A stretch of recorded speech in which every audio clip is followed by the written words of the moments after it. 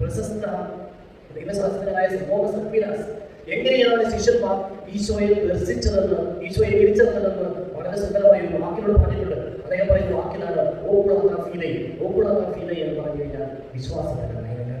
വിശ്വാസത്തിന്റെ നയനങ്ങൾ കൊണ്ട് ദർശിക്കപ്പെടേണ്ടതാണ് പുതിയതാഴ്ച.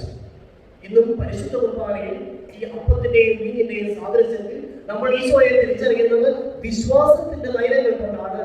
കാരണം പുതിയതായ മിശിഹ അവൻ പൂർണ്ണമായും ദൈവമാണ്. ദൈവം എന്ന് പറയുന്നത് മനുഷ്യന്റെ നഗ്നനേത്രങ്ങൾക്ക്, നമ്മുടെ സ്പർശനങ്ങൾക്ക് വിധേയരായി നിൽക്കുന്ന യാഥാർത്ഥ്യമല്ല, മറിച്ച് മനുഷ്യബുദ്ധിക്ക് അതീതമായി മനുഷ്യന്റെ കഴിവുകൾക്ക് അപ്പുറത്ത് നിൽക്കുന്ന, മനുഷ്യന്റെ അറിവിനപ്പുറത്ത് നിൽക്കുന്ന യാഥാർത്ഥ്യമാണ് ദൈവമെങ്കിൽ അവരെ തിരിച്ചറിയുവാൻ വിശ്വാസം വേണം. കാണാതെ വിശ്വസിക്കുന്നവർ ഭാഗ്യവാന്മാരാണ്. തോമാസിനായുള്ള ദർശനം നൽകിയ ശേഷം ഈശോ പറയുന്നതാണ്. നമ്മൾ ഈശോയുടെ ഉയർപ്പിനെ പറ്റി വിവരിക്കുന്നത് ശൂന്യമായ കഥയിൽ പ്രത്യക്ഷീകരണങ്ങളിലൂടെയുമാണ്. ഇനി ശൂന്യമായ കഥ അനുഷ്ഠിക്കപ്പെട്ടതാണെന്ന് ചിന്തിക്കുക. പ്രത്യക്ഷീകരണങ്ങൾ സ്ത്രീയന്മാർക്ക് തോന്നിയതാണെന്ന് വിചാരിക്കുക, അവരുടെ മാനസിക വിഭ്രാന്തിയിൽ നിന്ന് തോന്നിയതാണെന്ന് വിചാരിക്കുക. എന്താണ് ഇനിയും ഇതിന് അടിസ്ഥാനമായിട്ടുള്ളത്? എന്താണ് ഈശോയുടെ ഉത്ഥാനത്തിന് ഇനിയും അടിസ്ഥാനമായിട്ടുള്ളത്? മറ്റൊന്നുമല്ല, നമ്മുടെ വിശ്വാസ പ്രമാണത്തിൽ ആവർത്തിച്ച് പറയുന്നത് പോലെ, എഴുതപ്പെട്ടിരിക്കുന്നത് പോലെ അവൻ മൂന്നാം ദിവസം ഉയർത്തെഴുന്നേറ്റു. അവൻ പ്രത്യക്ഷനായതും ശൂന്യമായ കണ്ണുകൾ നാം ദർശിച്ചതും തിരുലിഖിതങ്ങളുടെ പൂർത്തീകരണമാണ്.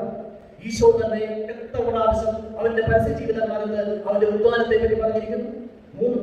ഈശോയുടെ പീഡാസനത്തെയും മരണത്തെയും ഉദ്ധാനത്തെയും കുറിച്ചുള്ള 3 പ്രവചനങ്ങൾ വ്യക്തമായി അറിയാം. മൂന്നാമത്തെ പ്രവചനം നടത്തുന്നത് ഭാവോർമ്മയും ഈശോ ഉദ്ധാനപ്പെട്ട തിരിച്ചു വന്ന ശേഷമാണ്. ശിഷ്യന്മാർക്കൊന്നും മനസ്സിലായില്ല. ഉദ്ധാനം എന്ന് പറഞ്ഞാൽ എന്താണെന്ന് അവർ ചർച്ച ചെയ്തുകൊണ്ടിരിക്കുകയായിരുന്നു. ഈ ദേവാലയത്തിലേക്ക് 3 ദിവസം ഞാൻ പുനരുദ്ധരിക്കും.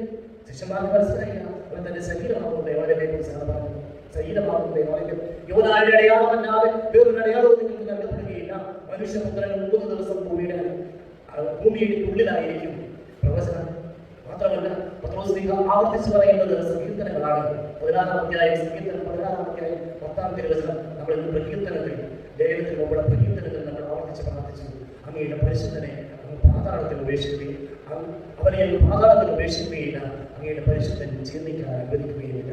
തിരുലിഖിതങ്ങളുടെ പൂർത്തീകരണമാണ് മിശിഹായുടെ.